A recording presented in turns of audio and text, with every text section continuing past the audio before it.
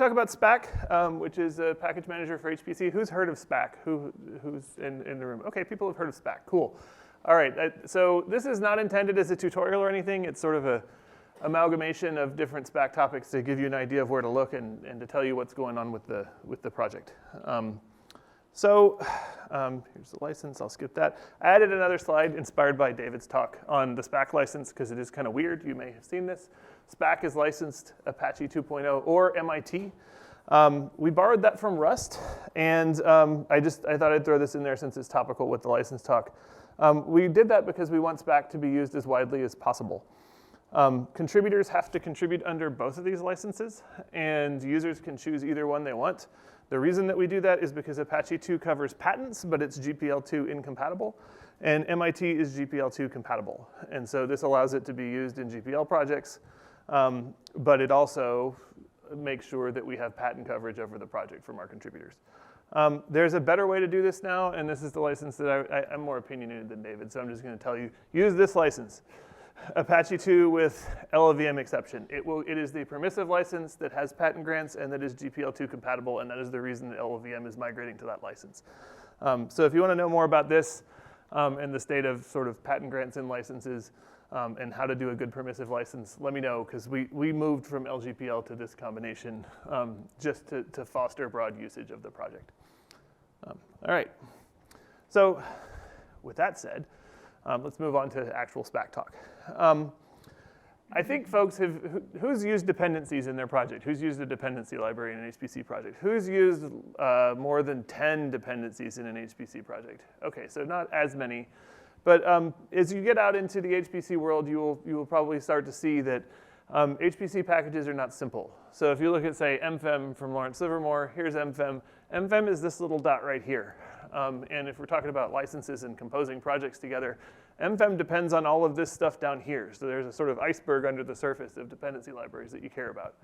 If you look at TensorFlow or, say, LBAN, Livermore's machine learning library, they're about this size with 71 packages and 188 dependencies between them.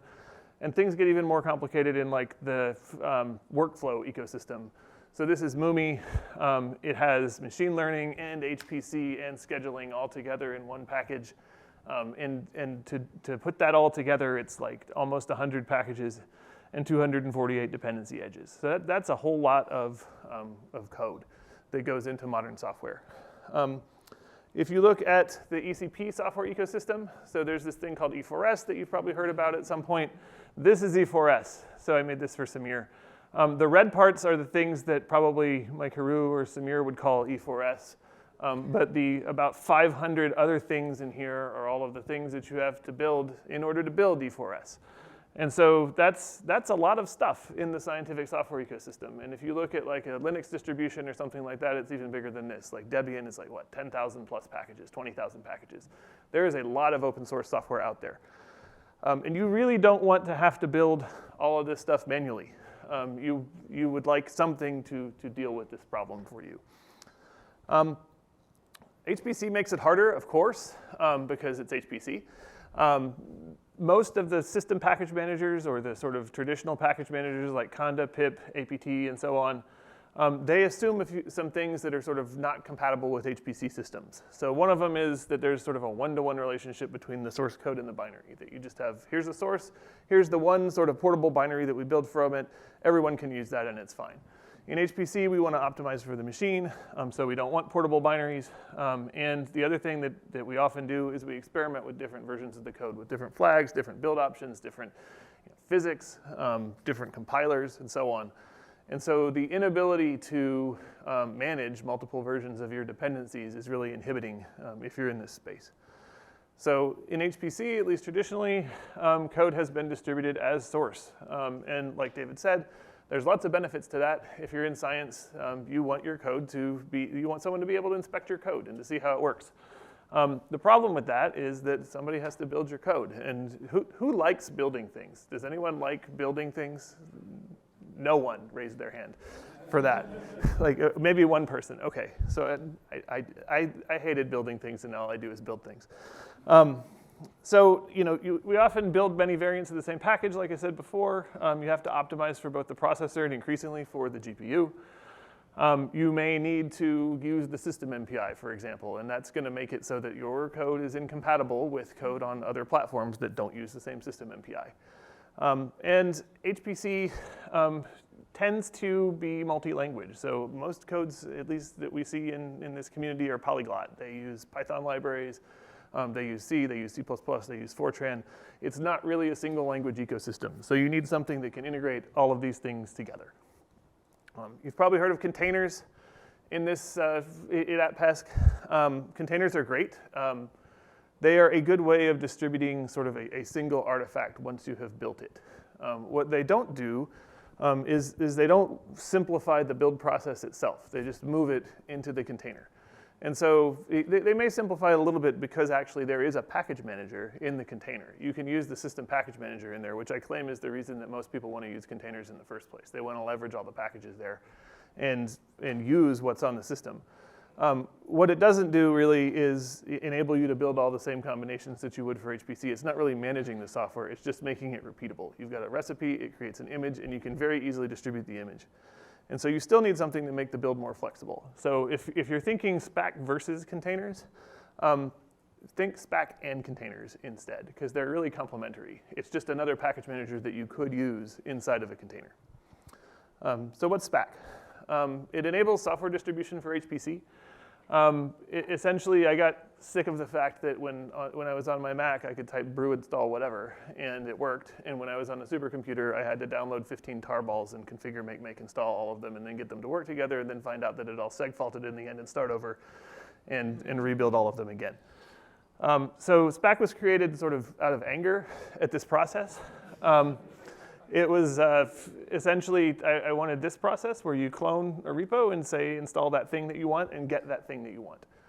What's different about it is it has this syntax that enables complex installations. And we're really trying to provide the ease of use of mainstream tools, at least as much as we can, but also the flexibility that we need for HPC.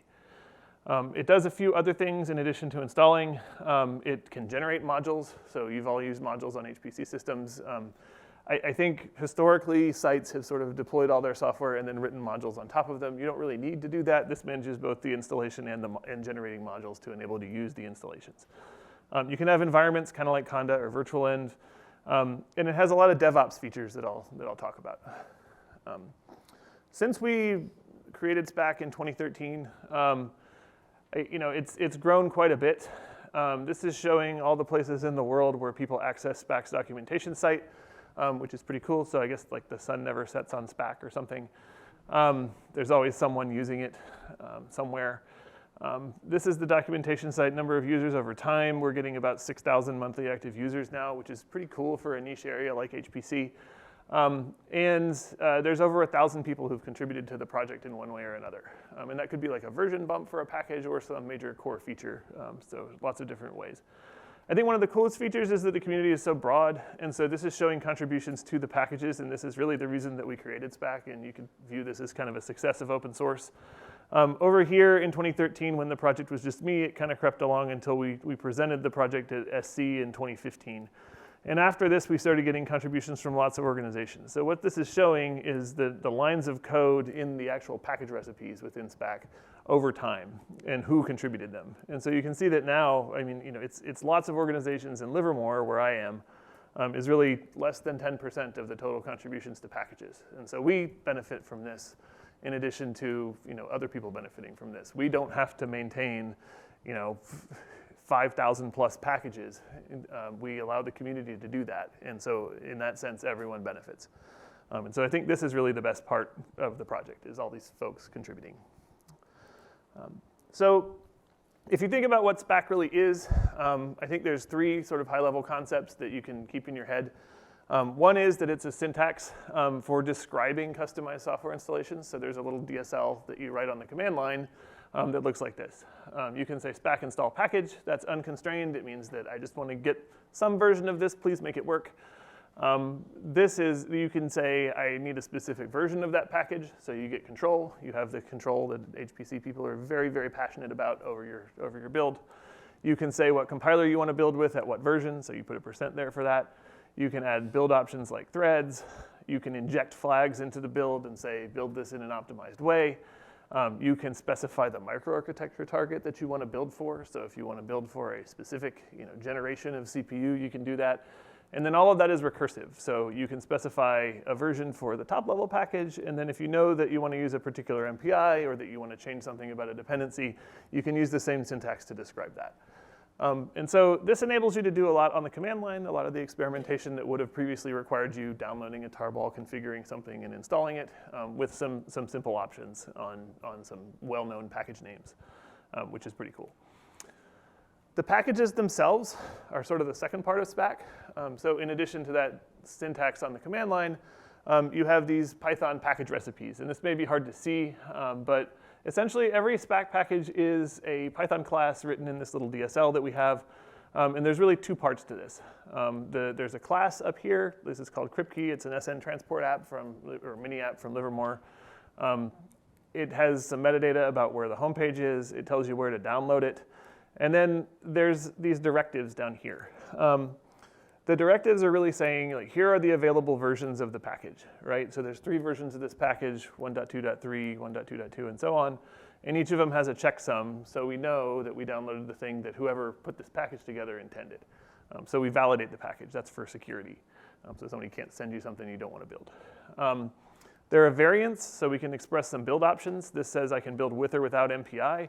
This says I can build with or without OpenMP. And already you can see you've got like 3 ways to build a package at different versions. You can build it with or without MPI and with or without OpenMP. That is sort of laying out a combinatorial space of all the ways that you could build this package. And then there's dependencies down here. So when MPI is enabled, we need an MPI implementation. And to build, I need CMake at 3.0 or greater. So these are constraints and sort of boundaries on the space of build configurations that you want for the package.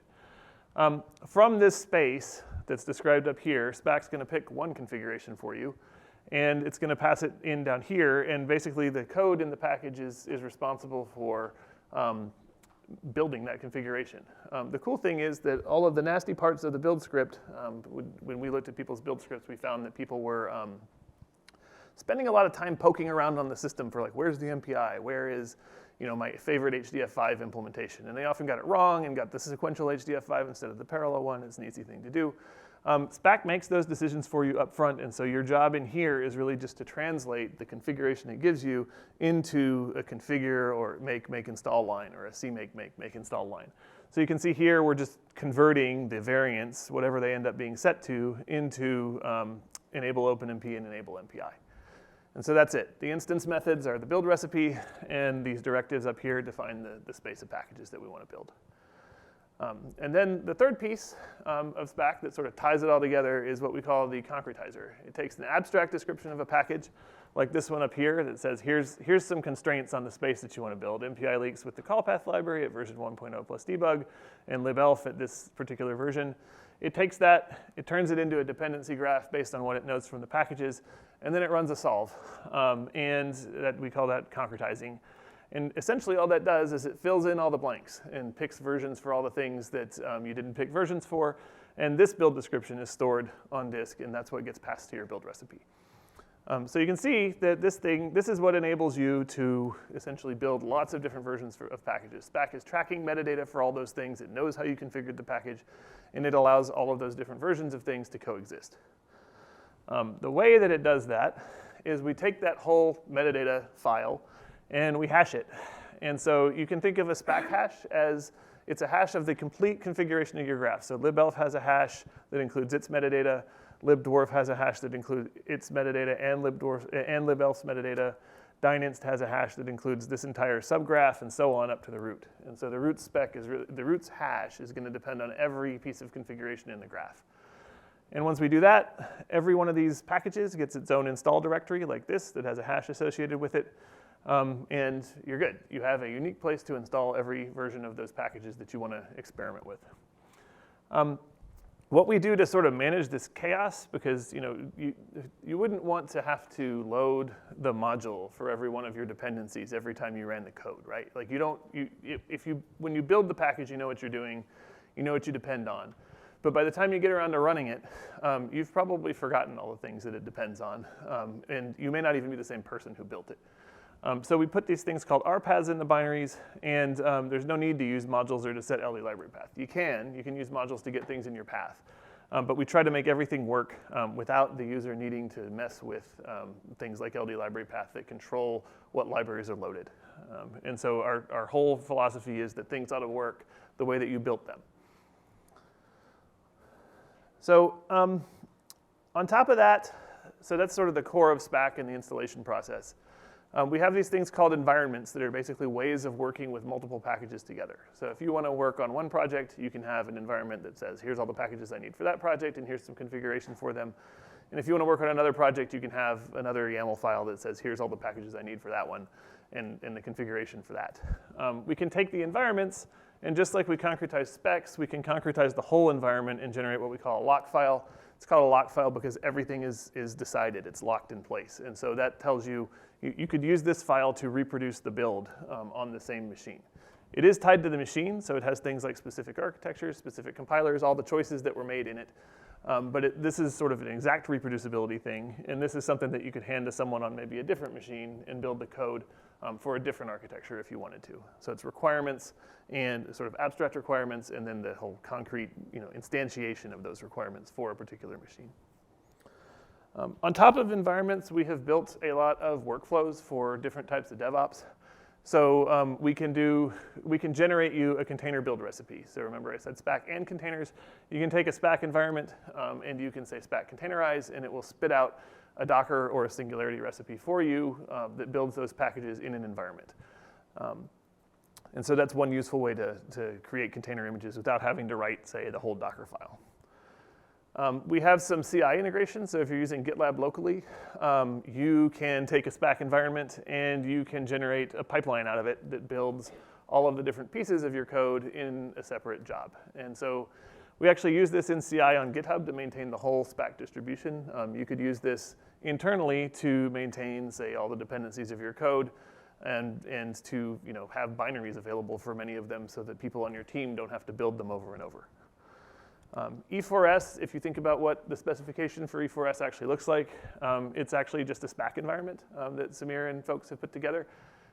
There's tweaks to this environment that get built differently on different platforms, but essentially it's a list of packages, and each of those has a Spack recipe, and they're all built together as a distribution, which gets you that giant graph that I showed before.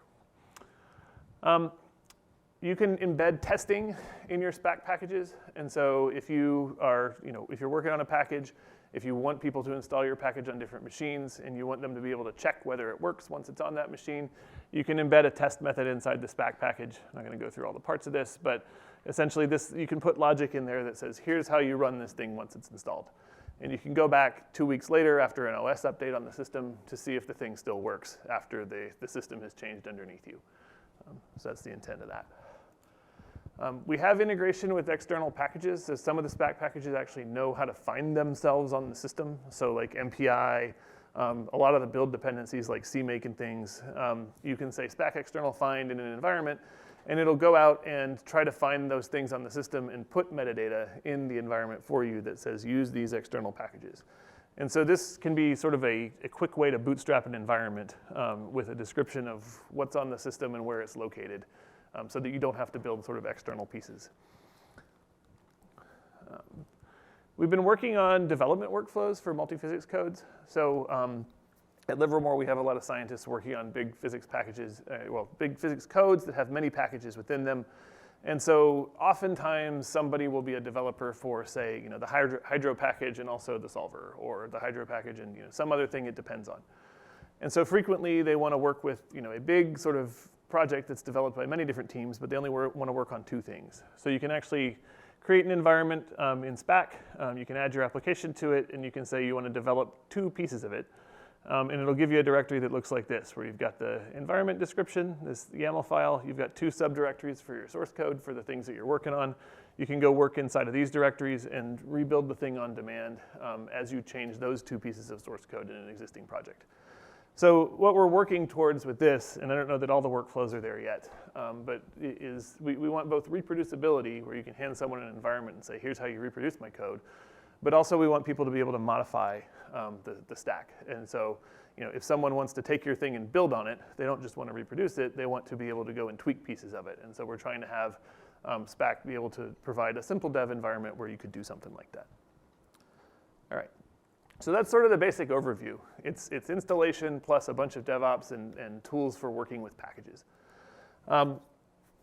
We released Spack version 0.18 at ISC in early June. I think the cool thing here is that 377 people contributed to this. And so, we do these releases about every 6 months, and we have a pretty active contributor base on the project, which is cool. I'm going to get a little bit into the details here because I want to sort of emphasize that software installation isn't easy. I guess I sort of thought it might be when I started this project because I was like, how hard could it be to make something that works well on HPC? It turns out it's very hard. But there's a whole lot of complexity inside of these package solvers and understanding compatibility within a software ecosystem. And so one of the things that we did for 0.18 was that we have this software reuse feature enabled by default in Spack. And I'll talk about what that is. If you think about what Spack's concretizer is doing, it's taking all of these constraints that are provided by contributors that end up going into package recipes, along with constraints provided by developers who maybe wrote preferences within an environment or other config files within Spack, along with whoever installs the package puts on the command line. And it's putting all of those constraints together in one place, and then it's doing a solve on that to produce a valid graph that meets all those constraints. It turns out that problem is NP hard. So who's used Conda and sat around for like an hour while it does a solve? Anybody? Yeah. So this is what that, yeah. So this is what Conda is doing under the hood. It's looking at all the possible configurations of that graph and trying to find ones that work according to some constraints. And so Conda uses a simple sat solver. It's called picosat with some optimization on top. We are using something called answer set programming. And the cool thing about this is it is much more expressive than a raw Boolean sat solver, and we've been able to implement some pretty complicated semantics in ASP that I don't think would be possible with a lower level tool. For folks who haven't seen this sort of thing before, who's used Prolog? Anybody? There's very few people. Yes, okay, who likes Prolog? There's still some, yeah, there you go. Cool. So ASP it looks a lot like Prolog. It shares a syntax with Prolog. And I'm going to give a little crash course on that. So in Prolog, you got facts. You've got things like enable some feature, period, node, lamps. This is a predicate.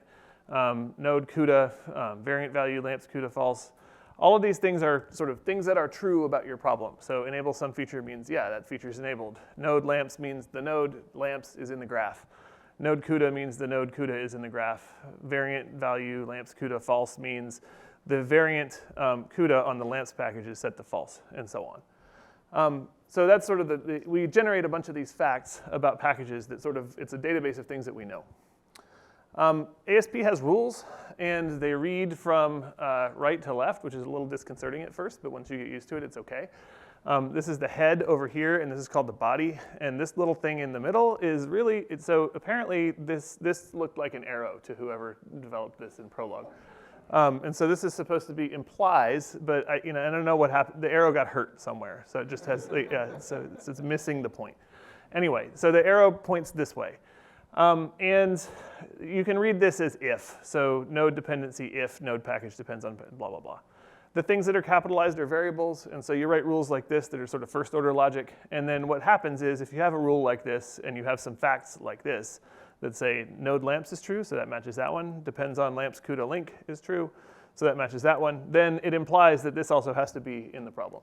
And so that gets you node CUDA. And so in addition to that, so it's pretty powerful what you can do with rules. You can basically use this to quickly do things like say, there can't be any cycles in my graph. So you can define up here that if there's a path from A to B, well, if A depends on B, then there's a path from A to B. If A depends on B and there's a path, or if B depends on C and there's a path from A to B, then there's a transitive path from A to C. So you just define transitivity, and then you say there can't be a path from A to B or a path from B to A. So that just says no cycles. So that's pretty concise. That would have been very hard in our old solver. And then there are choice rules down here. They let you have cardinality constraints on your problem. So you can say things like, if a package is in the graph, then the solver can choose exactly one version, so at most one, or at least one and at most one version of that package from all the possible versions that we put in the input database. And so this is how you tell the solver that it has to select a version for each node in the graph. So using all that, we were able to put together a nice, maybe 800-line program describing the semantics of the Spack solve, which is actually a pretty long logic program as logic programs go. We used ASP instead of straight up Prolog because it has a couple advantages. ASP is not Turing complete. It boils down to SAT underneath along with optimization.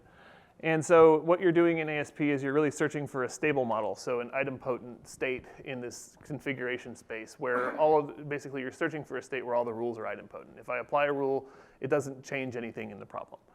ASP also has an advantage versus Prolog that the programs are guaranteed to complete. We like that one for a tool that users have to use.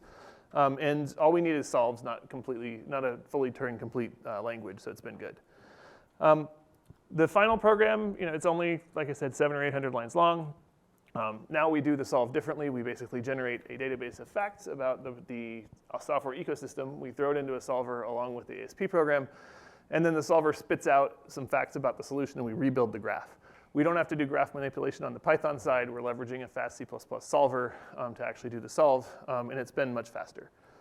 What we've been able to do with this is a lot of pretty fancy things on packages. So for things like CUDA, where there are a lot of constraints associated with using CUDA in your code.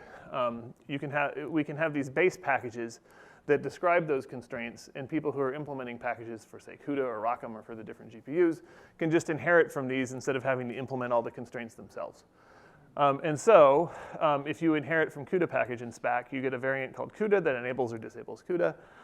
You get, if you enable CUDA, this variant called CUDA arch that's actually conditional. So we can make that conditional because we have a nice solver.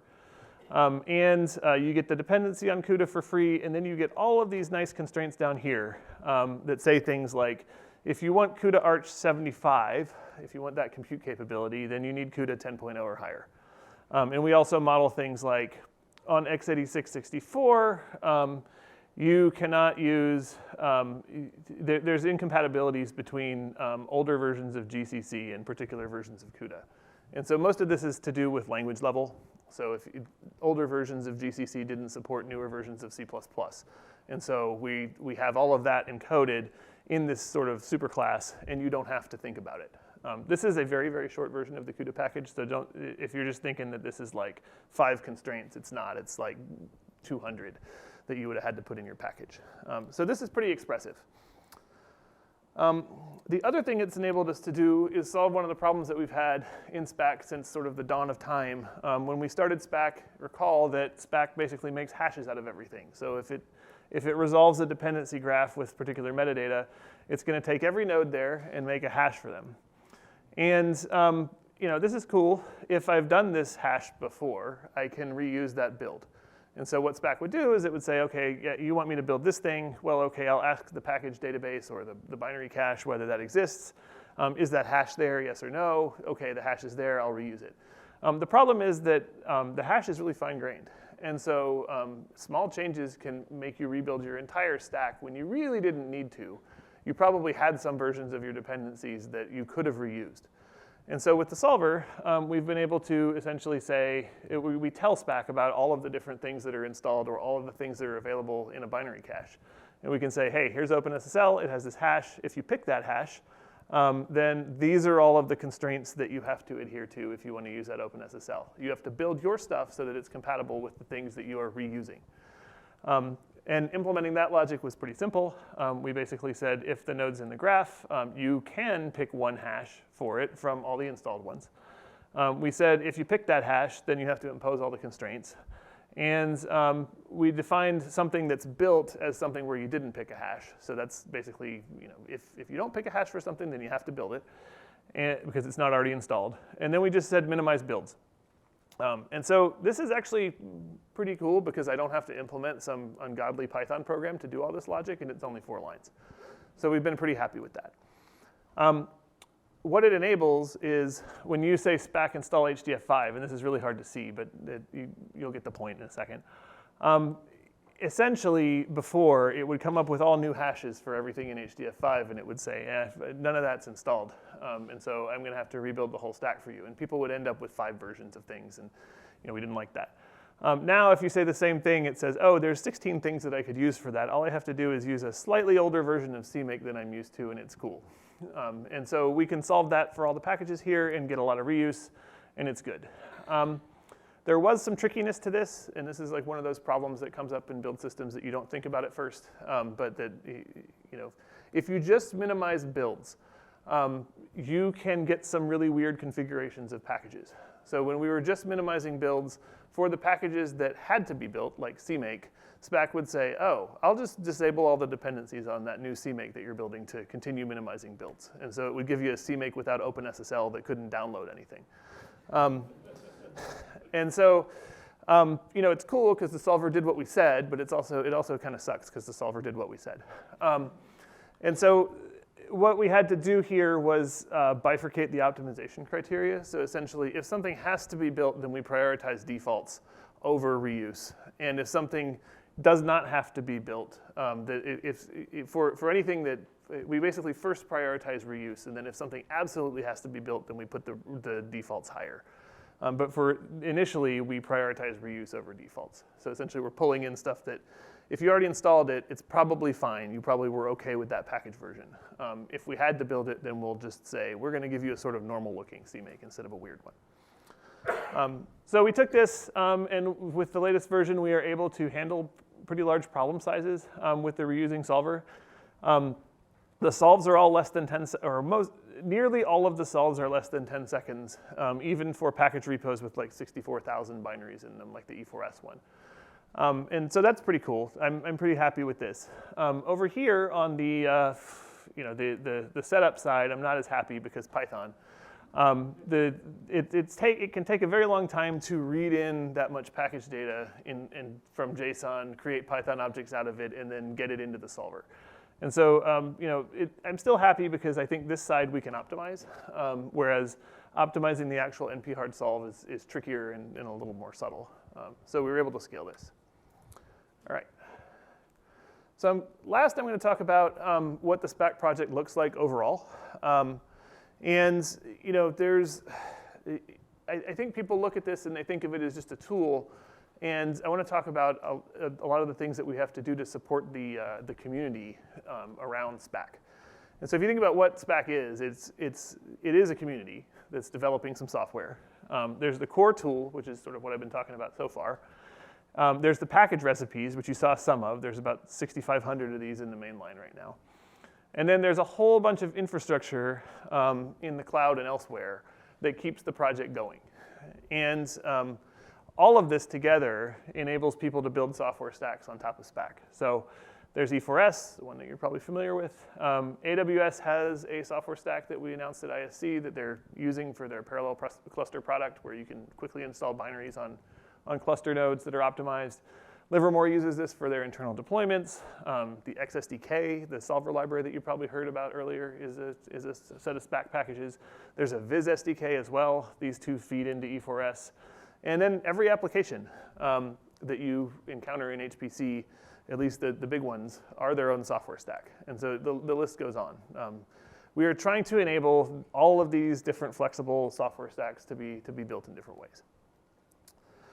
CI has been, and this is one of the pieces of infrastructure, that has been incredibly helpful for making the project more reliable. It used to be that we really didn't have a way, we had unit tests for Spack, but we weren't really testing the build recipes as they came in to the project. We relied on maintainers to say, hey, I built this, and it worked in this environment, and then we would merge them. And the problem with that is that it causes a lot of churn, and you can get a contribution that maybe worked on one guy's environment, and that breaks something somewhere entirely different. And so now we take these Spack contributions, we define a bunch of Spack environments in our project on GitHub, And we have a GitLab instance hooked up there, GitLab because we can control it. We can do CI on different nodes. This farms out builds for basically all the configurations that we care about to builders in different places. And so at the moment, we build in Amazon, so in the cloud. We build at the University of Oregon, where they have some more exotic GPU machines, some PowerPC machines. And we build at Lawrence Livermore. Well, we have some runners there. We are working on standing up a Cray environment for CI at Livermore. And you may notice that in this list, there are not HPC systems, or at least not big ones at labs. And there's a reason for that. These contributions, as they come in, are essentially untrusted. So we can get a pull request from anywhere, right? And when you do CI for your project, it doesn't require write access to the project to do a pull request. But running CI on it is letting that person run on a particular machine. And so we can't take, say, Livermore's internal systems and hook them directly up to GitHub to do CI, because that would essentially be giving people access to a machine where there may be sensitive data. And I think this is a problem with a lot of HPC machines because they tend to be private, right? You have to get an account on an HPC machine. It's only a certain set of users who can run there. And so they really are not available for just general cloud CI. And so we're working on changing that because this has been really helpful.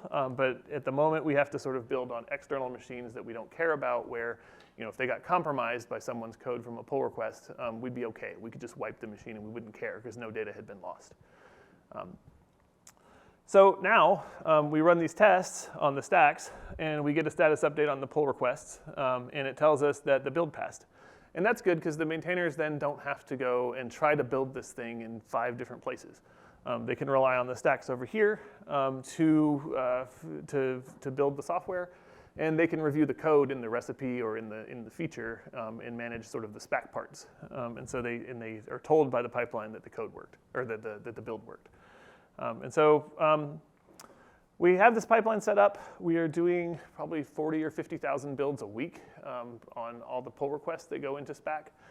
We're using a whole lot of caching to make that scalable because we're not really on every pull request building like 3,000 packages.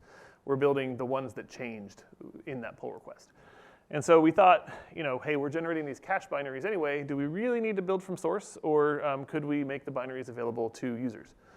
So the thing that we have done most recently with Spack is we've introduced a public binary cache, and we are trying to change the sort of traditional way of distributing packages as source in HPC.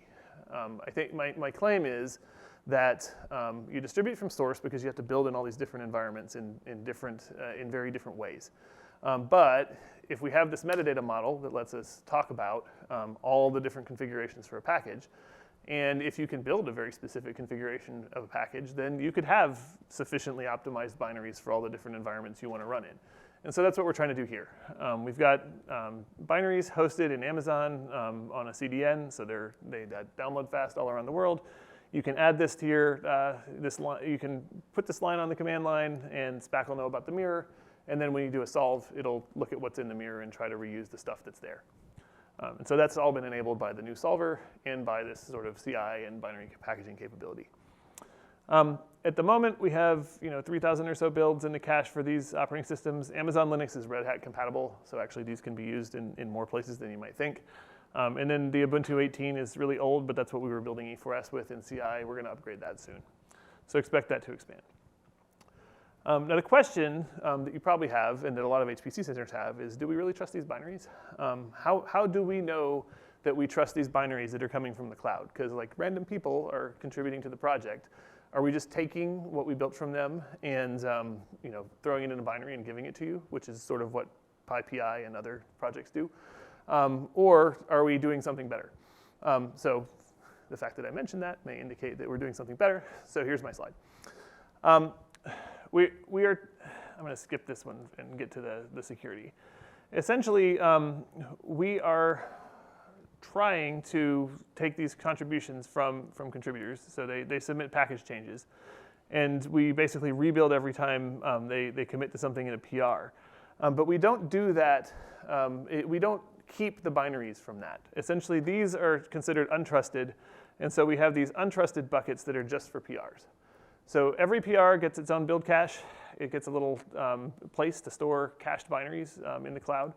And you can iterate on that. People have actually submitted entire software stacks with like thousands of packages to a pull request and gotten them working there before they merge them to develop. So it's pretty cool that we can do that. But do we trust these? We don't really trust these because they came from untrusted people and because there were lots of commits on that PR that could have been built into a binary. So we sat down and we said, hey, what do we trust about Spack? And so we decided that if you're using Spack or really any open source project, that you probably trust the maintainers of that project, or at least you should, right? Like that's pretty much what you trust about the project, is that it's maintained in a good way and that the people who ultimately have commit privileges for the project are trustworthy. And so we said, okay, if this stuff gets reviewed by a maintainer, then we basically want to ensure that all the binaries that we build are just as trustworthy as that, that essentially the binaries are maintainer approved.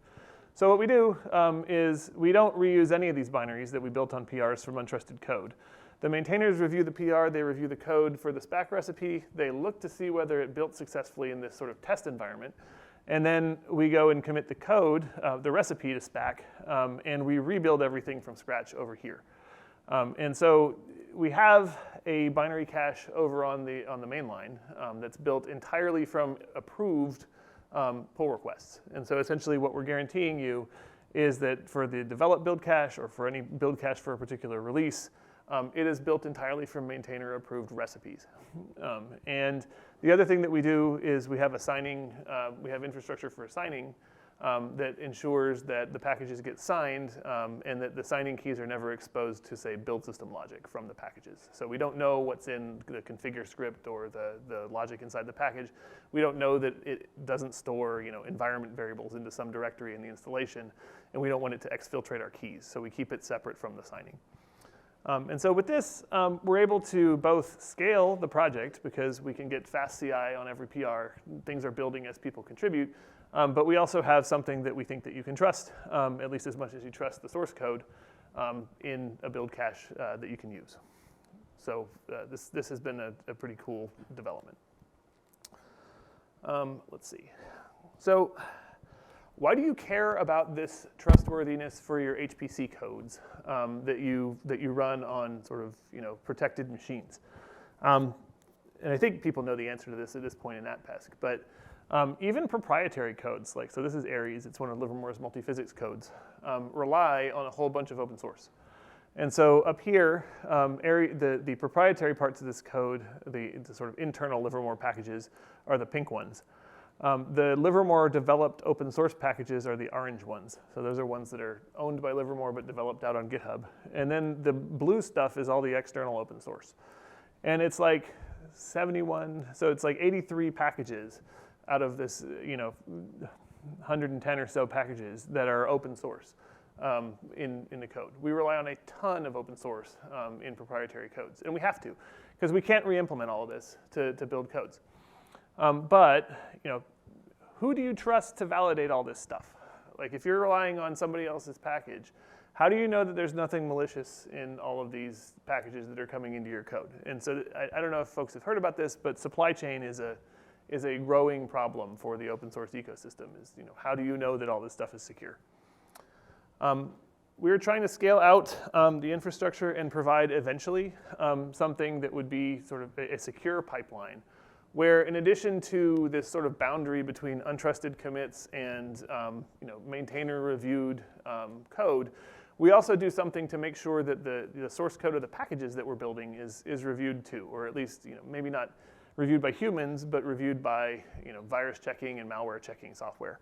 And so you can imagine that the contributions come in, that we scan them before we go and build them with, say, like VirusTotal has a free API for doing this. You can send it a SHA, and it'll tell you whether that thing is malicious or not. You can actually send it a file, it'll go and scan it. We could start doing different kinds of scanning before we ever accept a tarball into Spack. And then the signature that we do in the cloud would tell you a lot more than it does right now. Right now it says someone reviewed these package recipes, the URL looked legit, and it built successfully. Eventually, we'd like that to say, we also think that this is free from malware or from bad stuff in the software. So we're working on that. All right. So you can probably tell from the presentation that the long-term strategy for Spack is really based around adoption and collaboration. We want it to be used as widely as possible. We want companies to use it. That's why we chose that permissive license that I talked about at the beginning. And we want essentially, national research laboratories, big companies, researchers at universities, all these people to contribute to the project and help it succeed. That's the sustainability strategy. I don't think any package ecosystem really works without a community around it. And so we are trying to do things to sustain this community and to keep this going. The CI builds all that infrastructure that we built in the cloud. That's built on top of AWS. It's a whole bunch of services working together in a whole bunch of sort of reliable, high availability services. I mean, we've had to sort of fortify GitLab to do that. I think infrastructure like that is increasingly key to sustaining your open source project. And luckily, for like small open source projects, GitHub and other sites like that provide that sort of thing for free. But the bigger you get, the more custom infrastructure you may need, or the more build resources you may need. And so we're trying to keep the funding going for that kind of thing.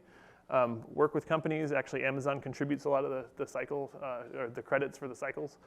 And University of Oregon contributes the build farm there. And so we benefit from that. And then we also want to grow the contributor base. And so we try to do things to sort of encourage people to submit to Spack more. And so I think, with this kind of strategy, along with ensuring that we're flexible enough to build on all the HPC systems that are out there, we can keep the project going. And so, yeah, to encourage you all to contribute to Spack, we have these stickers up here that you can grab after the talk. And there's a few resources that you can consult if you want to know more about the project. So obviously GitHub, you can start us on GitHub. There's lots of documentation. There's a whole tutorial. If you want to do a full tutorial on Spack, it's like a full day tutorial that we do at conferences like Supercomputing and ISC. We just did one at PERC. There's probably going to be one at SC, reInvent, and I think the American Geophysical Society in the fall. There's a Slack site. This is probably where most people interact. There's 1,900 users on Slack, which is pretty cool. So if you need help with Spack, you can totally go on here and ask. And then we're on Twitter too, but the Slack is really where most of the activity is. So thanks, and I'll take questions. Yes. Oh, should I do John first? Yeah, I guess I'll do John. You talked about being able to reuse lots of packages. This reuse behavior is relatively new, like 2 months or so? It's over a year old. It was experimental before it was default.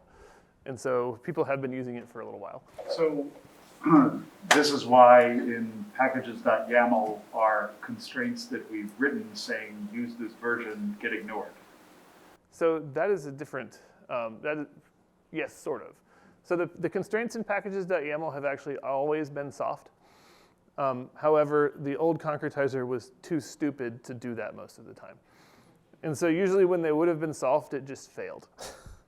And so now that it actually can backtrack, you are noticing the softness of the constraints, but there are hard constraints coming.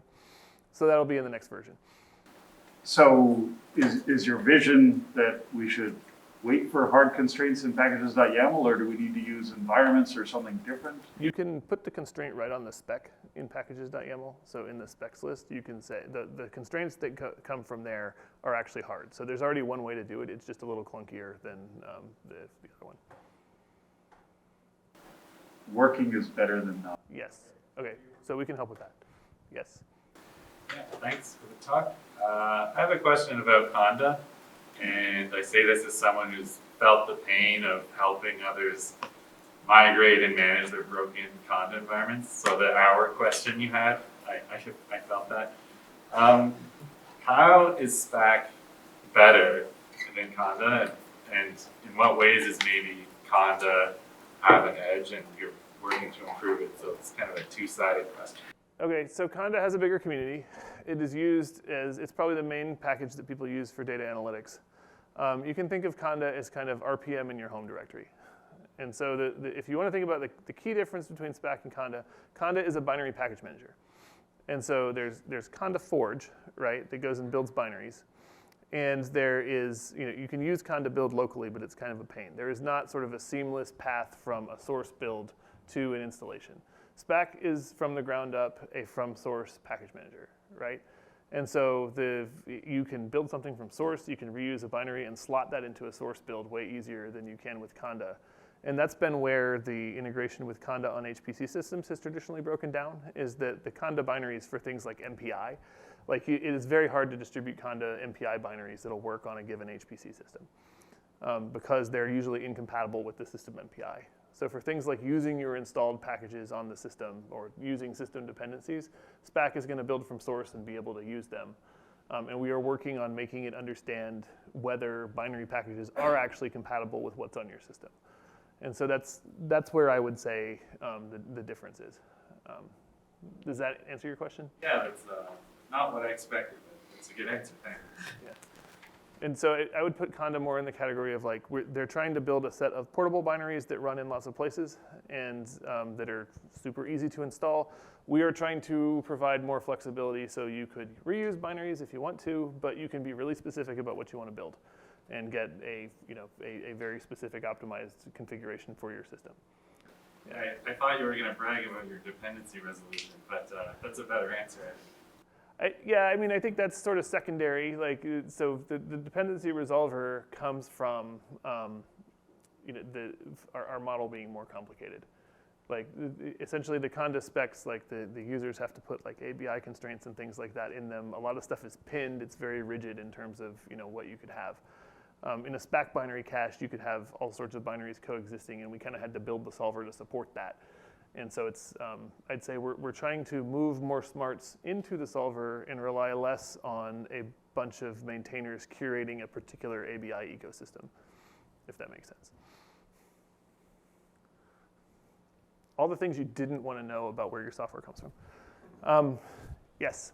So a lot of European centers use EasyBuild, if you're familiar with that. Yeah. I was just curious on your thoughts about the advantages, disadvantages of EasyBuild versus Spack. Yeah, so if you want to think about the difference between EasyBuild and Spack, Spack has a concretizer. That's really the difference. So like if in EasyBuild, you are writing, they have easy blocks and easy configs. And the block is kind of like the instance methods in our packages. And the config is kind of like what you write on the command line in Spack or what the concretizer comes up with. Essentially, what I would say is Spack takes an abstract description of a package, it actually does a solve, and it comes up with something that you can install. Whereas with EasyBuild, you're concretizing by hand. And so all those EasyBuild configs that they have, those are decisions that people have made in a config file. And if you want to install sort of a one-off different version of a package, you're going to have to think about that and propagate all your changes down through lots and lots of easy configs and maybe copy a bunch of them and hack on them. Whereas in Spack, the packages are really, we want one package.py per software package. And we want you to be able to use it across lots of different platforms. And so that's the flexibility that I would say Spack gives you that EasyBuild doesn't. We also have environments. We do binaries. We can uninstall, which EasyBuild cannot do. And it's really more of a package manager than an installer. Yeah. I have many questions, but for the sake of lunch, I'll stick to one for right now. Okay. So an issue I've run into a lot is, well, not an issue, an annoyance, I would say, is HPC systems usually have pre-built binaries of some sort for libraries and stuff. But actually integrating that into Spack usually ends up with me manually entering in a lot of like module load, figure out what path it's actually using, and then resetting and stuff. Is there a way to make that transition easier? Is there anything in the future y'all are working on? So there's the external find thing that I mentioned that you could try. And not all packages know how to find themselves on the system yet. But yeah, this one. So you could try that, where we've implemented sort of the finding logic into Spack, and you can like module load CMake, Spack external find CMake, and it'll stick the config in your config file. I think the other thing that we do have is a big research project around binary compatibility. And so we are trying to figure out ways to take a binary, look at it, figure out the symbols, and then associate that with like a version of a package. And that is complicated and very hard. And I don't know, I would call that a research project at this point. I guess what I'll say is it is very hard to integrate software ecosystems.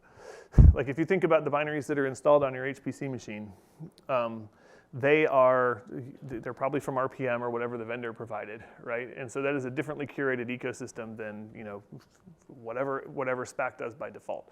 And knowing from the binary artifact how those things are built is really hard. On the other hand, if the center uses Spack, you can say there's an upstream and point at the Spack database, and then Spack will know about those packages for reuse. And so I think with the reuse solver, we may be able to do a whole lot more about that in the future, because if the site's deploying with Spack, then you have a description of what's on the system, and so we could reuse that.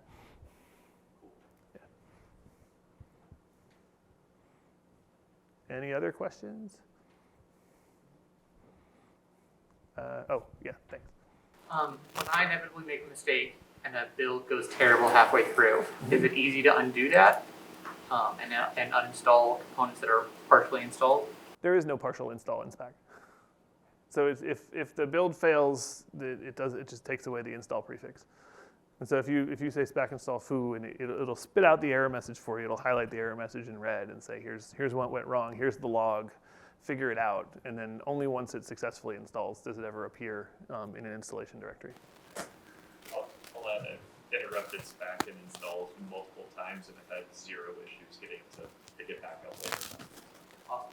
Yeah, if you had tried like 8 years ago, there would have been all sorts of interesting database issues that you might have encountered, but like we got past that. Yeah.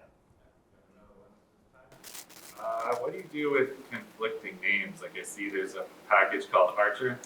Yes. Suppose I want to make an Archer package. Where is your kind of authoritative decision process to decide which Archer package is, or has that happened yet? I'm sure that's happened, but I would say it's first come, first serve. So you can have my Archer or better Archer or like real Archer. Like even Donald Trump is like @real Donald Trump on Twitter. So like.